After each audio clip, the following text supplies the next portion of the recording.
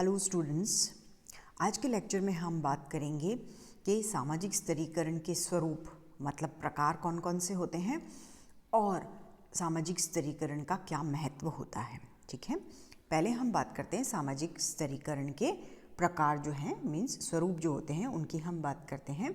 तो हम देखते हैं कि इम्पॉर्टेंट रूप में इनको दो वर्गों में बांटा गया है। कौन से दो वर्ग हैं?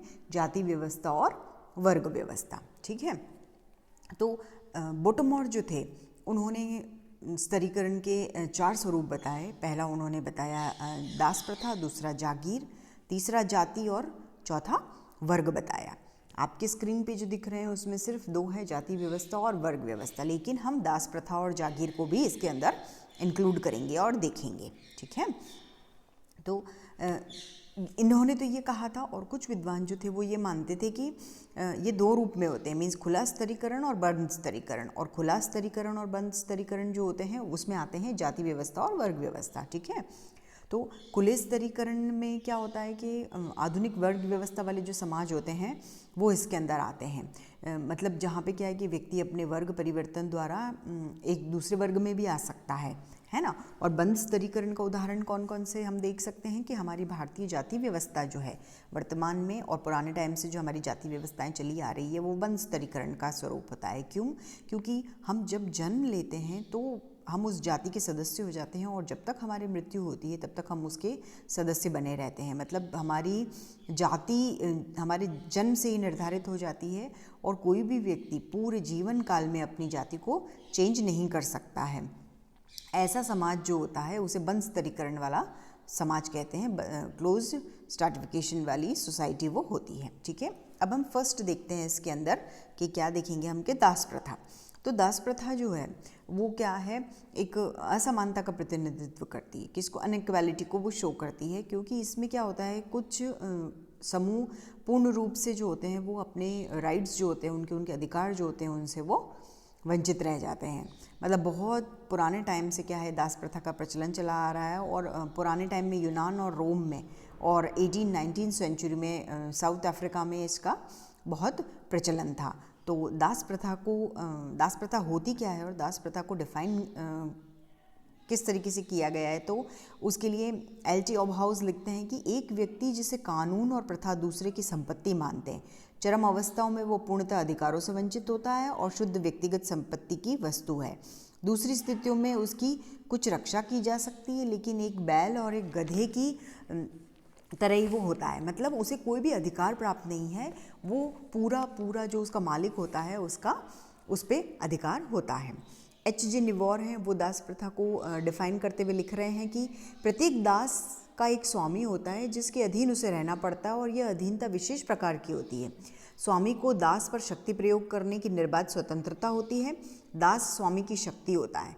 मतलब क्या है, वो उसे इंसल्ट कर सकते हैं, वो उसे पनिश कर सकते हैं गलत काम करने पे, है ना। और उसे बहुत सारा काम करना पड़ता है और उसके पास कोई भी पॉलिटिकल राइट नहीं होता है, उसके पास कोई भी राजनीतिक अधिकार नहीं होता है, उसके खुद के कोई इंडिविजुअल विशेज़ नहीं होती है, उसकी इच्छाओं का उसे हनन करना पड़ता है। इस तरीके से उन्होंने इसे एक्सप्लेन किया है। ठीक है, तो हम ये कह सकते हैं कि दास प्रथा जो है वो औद्योगिक वर्ग व्यवस्था जो है उसी के समान है। मतलब दास जो थे वो जैसे जैसे बढ़े, जैसे जैसे उनका उदय हुआ, वैसे ही कुलीन तंत्र जो है वो भी बढ़ता गया था। ठीक है, अब सेकंड हम बात करते हैं किसकी, जागीर की। तो जागीर प्रथा का जो प्रचलन था वो मध्ययुगीन यूरोप में रहा था और जिसे प्रथा एवं कानून की मान्यता प्राप्त थी। क्या प्राप्त थी? मान्यता प्राप्त थी, है ना, कि इनको जागीरों को, इनके 3 प्रमुख वर्ग होते थे, है ना। और इनके जो ये वर्ग होते थे इसमें पादरी, सरदार और साधारण जन जो होते, जनरल जो लोग होते हैं वो होते थे। ठीक है, पादरी को सबसे ऊंचा पद प्राप्त था, है ना, कि मतलब वो सबसे उच्च और सर्वोच्च थे, लेकिन उन्हें स्पेशल कोई भी पद प्राप्त नहीं था, है ना। उसके बाद में होते थे सरदार। सरदारों के बाद में जो थे वो कौन कौन से थे? उसके बाद में होते थे जो सरदार के अंतर्गत कौन आते थे, तो उनके अंदर जो जागीर होती थी उसकी जो रक्षा करते थे, है ना, वो सब उसके अंदर आते थे, भोजन वगैरह जुटाते थे, ये सब कुछ। और उसके बाद में तीसरे थे साधारण जन, जो वो लोग थे जो क्या करते थे, इन लोगों की आज्ञा अनुसार काम वगैरह करते थे, ये सब उसके अंदर होते थे। ठीक है, अब ये तो क्या था कि जागीर की बात थी। अब ये जो बंद स्तरीकरण है उसके अंदर ही जाति प्रथा को हम देखते हैं तो क्लास सिस्टम जो होता है ना, जाति प्रथा। तो जब हम जातिगत जो संस्तरण है, जो स्ट्रैटिफिकेशन है, उसको देखते हैं तो हम ये कहते हैं, हम ये देख रहे हैं कि ये जो भारतीय जाति व्यवस्था है वो पूर्णतः क्या है, बंद स्तरीकरण है। ठीक है, इसका पूर्ण रूप से ये पूर्ण रूप से क्या है, भारतीय जाति व्यवस्था जो है, ये जो प्रथा है, ये पूरे भारत में पाई जाती है। और इसका कारण ये है कि भारत में इसकी क्या है, बहुत ज़्यादा इम्पोर्टेंस इसको दी गई है। जो ये जाति होती है वो एक ऐसा समूह होता है जिसकी सदस्यता जन्मजात होती है, वो हमने पहले भी बात की है। और हर जाति का कोई नाम या कोई व्यवसाय होता है पर्टिकुलर, और उससे उसको पहचाना जाता है। ठीक है, व्यक्ति में ये वंशानुगत होती है और व्यक्ति को बाउंड किया जाता है कि वो जीवन भर उसी जाति का सदस्य रहेगा और उसी जाति में विवाह करेगा, उसका लाइफस्टाइल वगैरह सब उसी पे डिपेंड करता है ना। मजूमदार और मदान जो है वो ये कहते हैं कि जाति एक बंद वर्ग है। कूले कहते हैं कि जब एक वर्ग पूर्णतः आनुवंशिकता पर आधारित है तो उसे जाति कहते हैं, है ना। और जाति जो है वो बंद वर्ग होता है और जीवन पर्यंत हम उसी के सदस्य बने रहते हैं, है ना। और एन के दत्ता, गुरिये आदि ये जितने भी सोशोलॉजिस्ट हैं उन्होंने उसकी कुछ विशेषताएं बताई है, वो हम देखते हैं। वो कह रहे हैं कि जाति की सदस्यता जन्मजात होती है, वो एक खंडात्मक विभाजन होता है ना। उसमें उच्चता और निम्नता का क्रम पाया जाता है, वो एक अंतर्विवाही समूह है। ठीक है, हम उससे बाहर विवाह नहीं कर सकते हैं। उसमें सुप्योरिटी और इन्फियोरिटी के गुण भी होते हैं, है ना। इसको खंड में विभाजित किया जा सकता है। हम जन्म जब लेते हैं तभी से उसके सदस्य हो जाते हैं, मीन्स जन्मजात होती है, जीवन पर्यंत हम उसके सदस्य बने रहेंगे।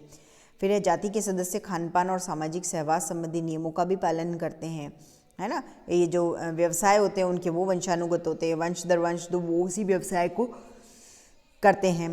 फिर ये कह रहे हैं कि प्रत्येक जाति का एक राजनीतिक स्वरूप होता है ना। उनकी पंचायत होती है, पंचायत के नियमों के आधार पे वो चलते हैं, ये सब कुछ होता है। फिर जाति की सदस्यता संपूर्ण जीवन के लिए होती है। कोई भी व्यक्ति प्रयत्न द्वारा जाति की सदस्यता बदल नहीं सकता, वो कितना भी एफर्ट लगाए, कितनी भी कोशिश करे, लेकिन वो अपनी जाति व्यवस्था चेंज नहीं कर सकता है और वो अपनी जाति को भी बदल नहीं सकता है। तो ये सारी विशेषताएँ जो है इनके बेस पे ये कहा जा सकता है कि भारत में जातियों में क्या है, संस्तरण की व्यवस्था है ना, स्तरीकरण है। और ये जो जाति व्यवस्था है इससे पूर्व भारत में वर्ण व्यवस्था का प्रचलन था, है ना। जो कौन कौन से थे, ब्राह्मण, क्षत्रिय, वैश्य, शूद्र, इसके बारे में आप जानते हैं। और जो हमारा सेकंड पेपर है उसमें इसका पूरा एक यूनिट है हमारा। ओके, नाउ अब हम बात करते हैं कि ये जो खुला स्तरीकरण है, मीन्स सामाजिक वर्ग की जब हम बात करते हैं तो वो देखेंगे हम कि वो क्या होता है कि वर्ग सामाजिक स्तरीकरण का एक प्रमुख स्वरूप होता है, वो ही एक फॉर्म है। और लगभग सभी समाजों में वर्ग व्यवस्था पाई जाती है। और जन्म के अलावा मतलब किसी भी आधार पर समाज में समूह का निर्माण जो किया जाता है उसे वर्ग कहा जाता है। ऑकबर्न और निमकॉफ कह रहे हैं कि एक सामाजिक वर्ग ऐसे व्यक्तियों का योग है जिसकी एक दिए हुए समाज में अनिवार्य रूप से समान सामाजिक स्थिति होती है। क्या होता है, एक समान सामाजिक उसकी स्थिति होती है। मैकाइवर और पेस कहते हैं कि एक सामाजिक वर्ग क्या होता है, समुदाय का वो भाग होता है जो सामाजिक स्थिति के आधार पर दूसरों से अलग होता है, दूसरों से पृथक होता है ना। और इस प्रकार समान सामाजिक परिस्थितियों को धारण करने वाले व्यक्ति एक वर्ग का निर्माण करते हैं। उनकी स्थितियाँ एक जैसी होती है, उनकी परिस्थिति एक जैसी होती है, तो वो सब एक वर्ग के सदस्य कहलाते हैं, है ना। इस आधार पे हम उसकी विशेषताएं अगर हम देखें वर्ग की, तो हम ये कह सकते हैं कि वर्ग में समूह का उतार चढ़ाव पाया जाता है ना, वेरिएशन होता है उसमें। एक वर्ग के लोगों की सामाजिक परिस्थिति समान होती है, ठीक है, वही जो जाति में है कि इसमें उच्चता और निम्नता का भाव पाया जाता है। वर्ग चेतना होती है ना, क्लास कॉन्शियसनेस होती है, ठीक है। उनके जो लोग होते हैं वर्ग के वो सीमित होते हैं, उनमें सामाजिक संबंध पाया जाता है ना। उनकी जो वर्ग व्यवस्था है वो जाति के जैसे बहुत ज़्यादा कठोर नहीं है और वो एक मुक्त है, मुक्त व्यवस्था है, मीन्स ओपन सिस्टम है ना। इसमें जन्म का कोई महत्व नहीं होता है। उपवर्ग भी होते हैं इसके अंदर, ये हमारे द्वारा ही अर्जित की जाती है और कुछ विशिष्ट सुविधाएं और अवसर इसके अंदर मिलते हैं हमको। ठीक है, तो ये थे जाति व्यवस्था के जो है वर्ग व्यवस्था जो है उसकी विशेषताएं हमने देखी है। ठीक है, तो हमने देखा कि जाति व्यवस्था और वर्ग व्यवस्था इनमें इन दो फॉर्म में, इन दो प्रकारों में सामाजिक स्तरीकरण को वर्गीकृत किया गया है, क्लासिफाई किया गया और उसके अंदर भी सब पॉइंट्स इसके हमने देखे।